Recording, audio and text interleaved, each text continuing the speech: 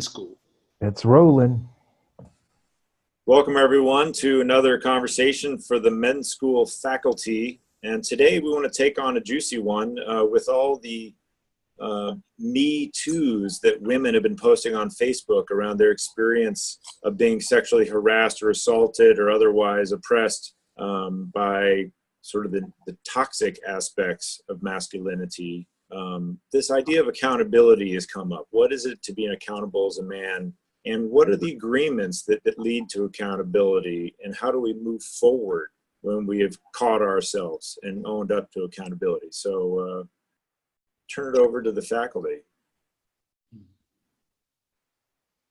And we were all having tea. Harumph, harumph. You know, Dave, it was nice of you to say that you hold yourself accountable personally and as a man for the experience women were describing. And I think that's valuable. But there are nuances that I was talking to Snake about this, that accountability has a nuance in it that I think the steps of how we hold ourselves accountability is worth discussing before we kind of get to the end point. So Snake, you want to talk about that a minute? Yeah, maybe a good way to talk about it is when I was a young man, if I didn't have an answer to something, I'd make something up. And I'd argue for it, and generally successfully argue for it. Well, being accountable kind of took the same role, where for me as a young man, being accountable only happened when I got caught. If I was clever enough to slip and slide by, accountability never even came onto my radar. It wasn't until I got involved in this work and was actually held accountable by other men to my actions, to my behaviors, that I started considering that accountability, at least in my life, has very little to do with anybody else. It has to do with my integrity and how I feel about myself. Did I meet the agreements that I made? Am I telling the truth? Do I feel good about this action or have regrets about that action? All those bits and pieces are parts that are about me holding myself accountable and haven't got anything to do with getting caught. So that's a huge rewire that took place in me from being a young man to being an older man, is that yeah, I appreciate it if someone takes me aside and holds me accountable around something I didn't see. And I've learned to actually take that feedback and consider it. But ultimately, holding myself accountable to what I say I'm going to do or to my actions is where the rubber meets the road. I think there's well, there's a couple of different levels to this. There's being aware enough to hold oneself accountable. And having grown, as you say, Snake, grown from a younger man to an older man that notices when you break your agreements and notice when you're out of integrity, when you say you're going to do something and you don't do it. That's wonderful self-awareness, and we keep ourselves clean and clear. Yet in relationship to others, I think is where the problem often arises. Accountability always presupposes that there was an agreement made, either explicit or implicit, that was not followed through on. Now, more often than not, men make promises and don't fulfill them, and men get accustomed to men making promises and not fulfilling them, and we kind of expect a man to not be accountable, and in that expectation we kind of let him slide until we enter into these circles where accountability and integrity are high values and high principle values. Being accountable, imagine what would happen if men did what they said they're going to do. How much more trustworthy would we be? How many times have our wives or our partners or people asks us to do something, we say, sure, no problem. And then 5 minutes later, we totally forgot about it. And the day comes to deliver or to show up, and nothing happens for the other person. It's like, it's so disrespectful, I think. So I think culturally, we have a lot to learn about accountability and following through. Now, I live in Mexico. Mexico is, and we've had many conversations about accountability in Mexico, and I think it's a good example here. Mexico is a conquered culture. And the people of a conquered culture always say yes to the power that's above them. They don't have the ability to say no. So in our circles, we've noticed when a man picks up an assignment, someone asks, will you do this? He says yes, and then doesn't do it. It's a conversation. Well, they're used to saying yes, and they're afraid to say no. So how do we help Mexican men shift their cultural training to be able to say no? Not an easy thing to do. So one of the things we learned in our circles that the Mexican men, and it resonated for me, is my word is gold. Can I live a life as a man where my word is gold, where I do what I say I'm going to do? I think if I use that guideline for accountability to follow through with whatever I commit to, things go a lot smoother. But that conversation with women, that's a whole different animal. I think there's another part to this too that we're kind of teasing around the edges, is there was no one to hold Weinstein accountable. He had too much power.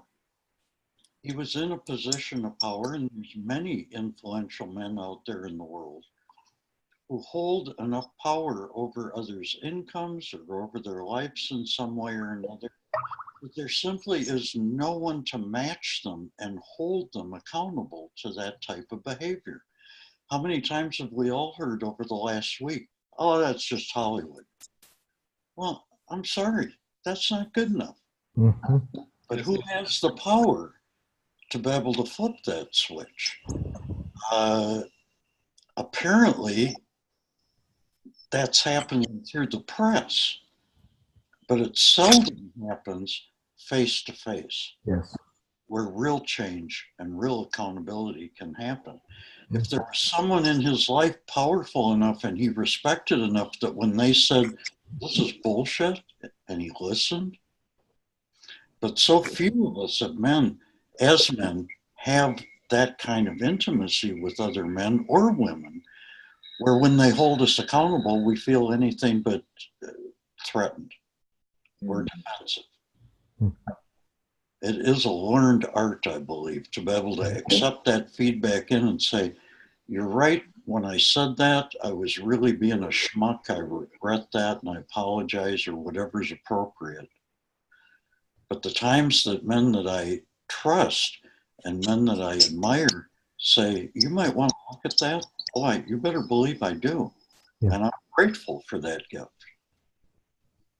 I think so much of the work in the men's work for me has been around mindfulness and really clarity, sensual clarity, like what is really going on for me, emotional literacy. And so I think in the past, I would be out of integrity and I wouldn't even know what that was. I was just incredibly uncomfortable or sad or angry or just out of whack. And I didn't know how to do anything about it. And because of this work, now I've understood, oh, this feeling, this shame, this guilt, this whatever I'm having, that's because I broke my agreement. I'm out of integrity. And my experience now when I get out of integrity is it's frankly excruciating. Like I can't stand it. And so I find a way through it, which is to be accountable, to be honest about it, to own it up, to look at what happened, why it happened, and to make some new steps moving forward. So I don't have to be stuck in that discomfort, that misery of out of integrity, and I can move back into integrity in a good way.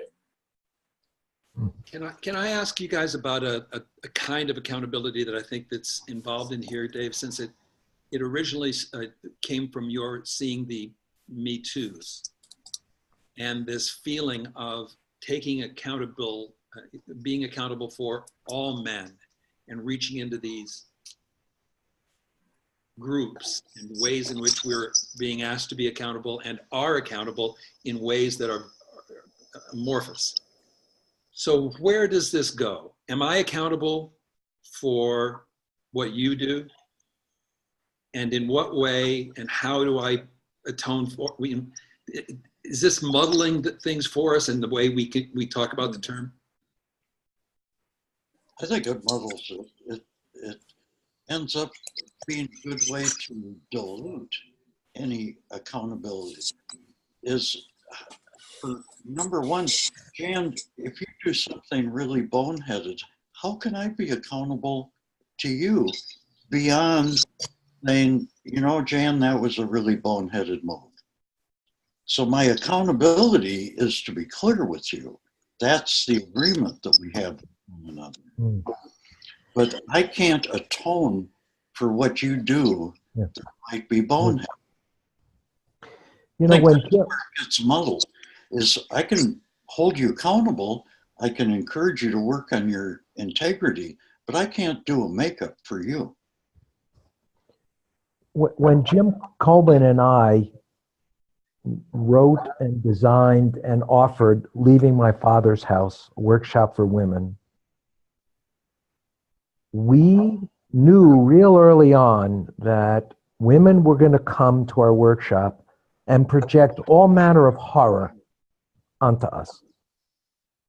And many women came who had been sexually abused.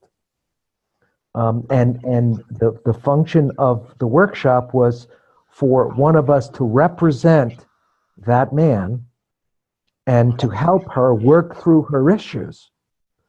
And right from the beginning, Jim and I agreed, we are going to have to stand in and accept the weight of responsibility for every transgression that any man has ever done to any woman. Now, that's a lot of weight to carry. Mm-hmm.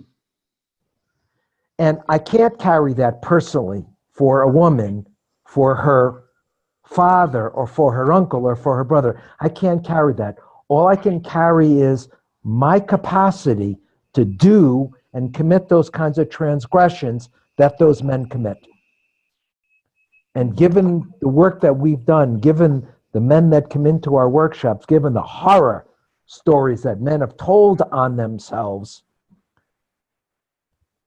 we can feel what that might have felt like. We can feel now what these women might have felt like to be on the receiving end of it. I'm not sure we got to go, woe is me, it's my fault, and accept the burden and the blame of that. But knowing that as a man, I'm as capable of that as any other man, and I can acknowledge that, I think that's the place that we need to be stepping into. Not for them, not for what other men did, but with our own capacity to do the same things. Does that make sense? Absolutely. That's a good insight. Yeah, that's really beautiful. And thank you so much, man. We're going to end the conversation now. But clearly there's room for a part 2 and 3 on this one. Thank you all, and thanks for tuning into the Men's School. We'll see you soon.